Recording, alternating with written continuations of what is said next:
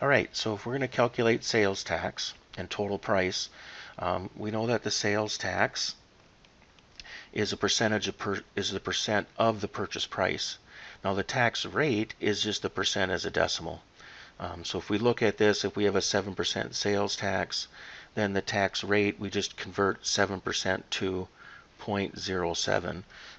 We want to use the decimal when we calculate. So the percent is just a symbol for that ratio, and then the decimal is actual value. So if we go down, we can kind of think of sales tax as equal to the tax rate times the purchase price. So for this first problem, find the sales tax. So I know the sales tax is going to be equal to the tax rate. Well, the tax percentage is 8.5%. So the tax rate is 0.085. And then we're going to multiply that times the purchase price, which is $59.90. So on our calculator, we get this equal to 5.0915 if we do that calculation. So the sales tax, if we can round to the nearest cent, the sales tax would be $5.09. Now if we want to get the total price, we're just going to take the purchase price, which is $59.90, and then add that sales tax of $5.09. So the total price we get would be $64.99. All right, for the next problem, and that's a basic, I mean, that is a calculation we do all the time.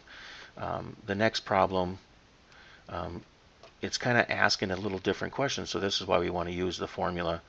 So the sales tax on an $18,500 automobile is $1,665. So this is actually the sales tax.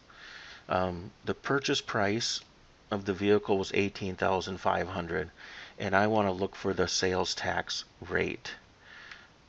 So if we plug these values into the formula, we know that the sales tax, or $16,650, is equal to the tax rate, and I'm just going to call that R, times the purchase price, which is $18,500.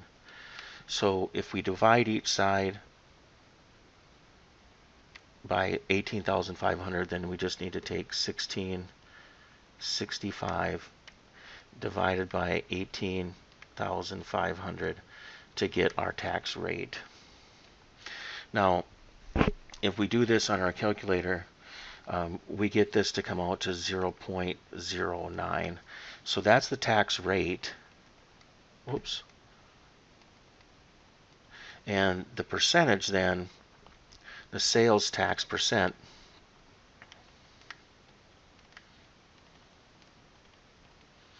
would just be 9%.